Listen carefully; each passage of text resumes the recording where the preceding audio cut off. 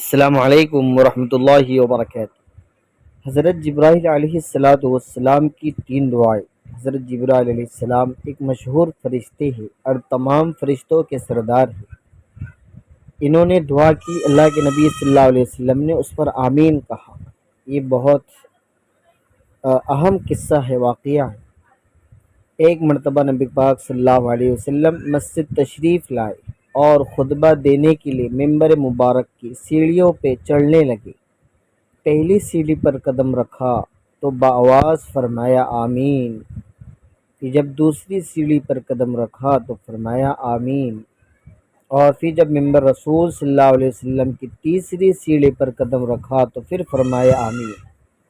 صحابہ کرام آپ صلی اللہ علیہ وسلم کے بآواز زور سے آمین کہنے پر تھوڑے حیران تھے کہ آج رحمت دو عالم صلی اللہ علیہ وسلم عام حالات سے ہٹ کر بآواز آمین کیوں کہہ رہے ہیں؟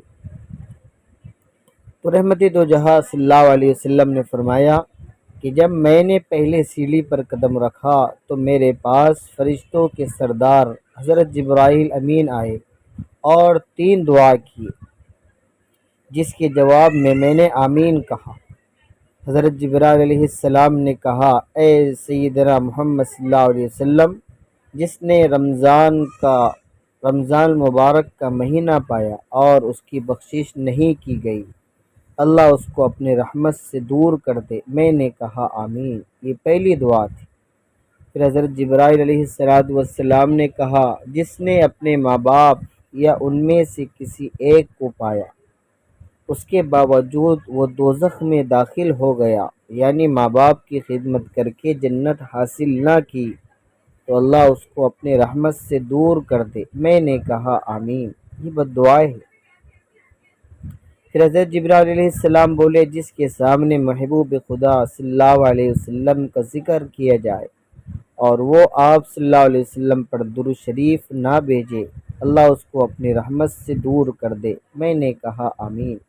یعنی حضرت جبرائیل علیہ السلام کی یہ تین بد دعائیں، اور یہ بہت زیادہ کافی تھی، لیکن اس پر اللہ کے نبی صلی اللہ علیہ وسلم نے بھی آمین کہا۔ یہ کتنی زیادہ خطرناک بد دعائیں ہو گئی کہ پہلی بد دعا کہ رمضان مبارک، یہ ماہ مبارک ہے، اس میں اللہ ہر ایک کی بخشش کر دیتے ہیں، لیکن بہت سے ایسے ہوتے ہیں کہ اس رمضان میں بھی ان کی مغفرت نہیں ہوتی، اللہ کے رحمت سے دور ہوتے ہیں۔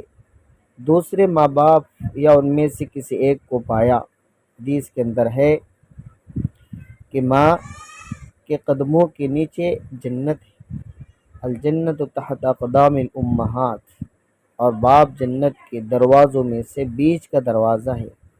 جب جنت کا دروازہ بند ہو جائے گا باپ کو ناراض کر کے، نافرمانی کر کے، تو ہم جنت میں کیسے جائیں گے؟ تو کہا ماں باپ کو پائے اور وہ دوزخ میں داخل ہو گیا، کیونکہ اس نے ماں باپ کی نافرمانی کی، اللہ نے اس کو اپنے رحمت سے دور کر دی۔ تیسری بد دعا ہے محبوب خدا صلی اللہ علیہ وسلم کا، آپ صلی اللہ علیہ وسلم کا ذکر مبارک ہو، تذکرہ ہو، اور آپ پر درود نہ بھیجے۔ اللہ نے خود آپ صلی اللہ علیہ وسلم پر درود بھیجا ہے، ان اللہ و ملائکتہ یصلون علی النبی۔ اس لیے امتیوں پر آپ کا بہت زیادہ احسانات حق ہے کہ ہم آپ صلی اللہ علیہ وسلم پر چلتے پھرتے درود شریف پڑھیں، اور جب تذکرہ آئے تو اس پر ضرور درود شریف پڑھیں۔ تو ناظرین، حضرت جبرائیل علیہ السلام کی تین بد دعائیں